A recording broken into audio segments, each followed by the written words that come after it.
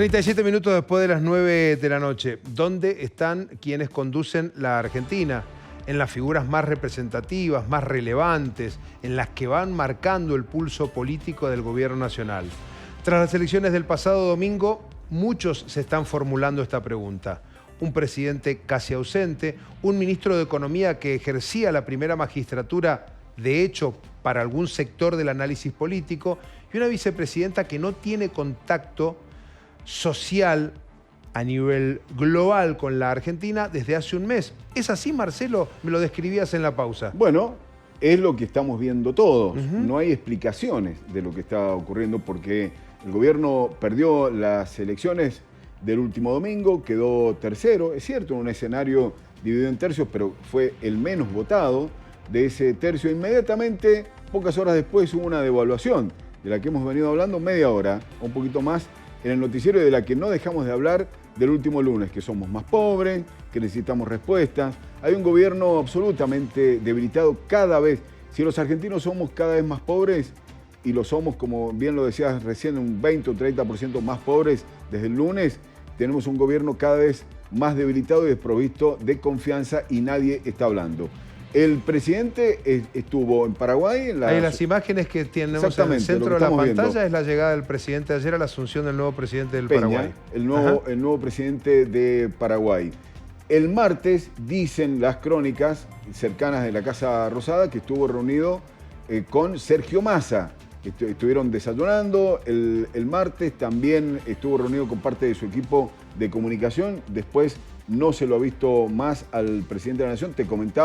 Nos comentábamos entre nosotros, lo decíamos, que no tiene agenda. Ninguno de los tres personajes más importantes del gobierno, ni el presidente, ni la vicepresidenta de la Nación, Cristina Fernández de Kirchner, ni Sergio Massa, han tenido agenda oficial informada en estos 3 días, desde el lunes, martes y durante esta jornada. Ahí estamos viendo a la vicepresidenta de la Nación. Sí tuvo reuniones en el Senado, lo cuentan quienes lo cuentan, porque no hubo información oficial, ni imágenes, ni fotografías.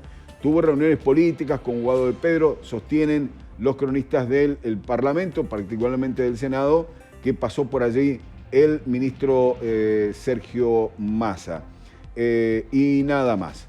Esto es la única información que no es la no información. Es decir, hoy, después de 20 años, esto es lo que algunos de alguna manera están decodificando, Fernando y amigos, que es el comienzo del fin del kirchnerismo de esta manera, sin presidente, sin vicepresidenta y sin ministro de Economía y posiblemente tampoco sin candidato.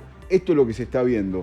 Hoy lo único, a través de voceros oficiosos, se estuvo desmintiendo que el ministro Sergio Massa directamente diera un paso al costado en el ministerio. Era algo que se había analizado el viernes, suponiendo que iban a tener un buen comportamiento electoral. Bueno, si al oficialismo, perdón, Fran, si al oficialismo le iba bien, hoy el ministro iba a estar renunciando al Ministerio de Economía, dejando en manos de su equipo técnico y se iba a dedicar 100% a la campaña electoral. Te decía que hoy Valdés, el diputado nacional, ex embajador de la Argentina en Roma, pidió públicamente la renuncia del ministro para que se aboque de lleno a una campaña electoral que a priori, como vos bien indicabas, con 3/3, genera una incertidumbre respecto del resultado final de las elecciones, ¿no? Es que algunos están evaluando que sería peor el remedio que la enfermedad. Es decir, hoy tampoco, ¿qué pasaría si el ministro deja el Ministerio de Economía en esta situación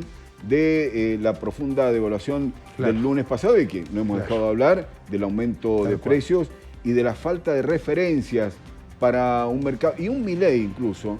Esto es lo que, hablando de mercados, el mercado, dicen los especialistas, está identificando que hay cierto grado de incertidumbre también con Javier Milei, que es el que se está perfilando como posiblemente podría llegar a ser hoy el más votado. De los más votados para entrar al balotaje.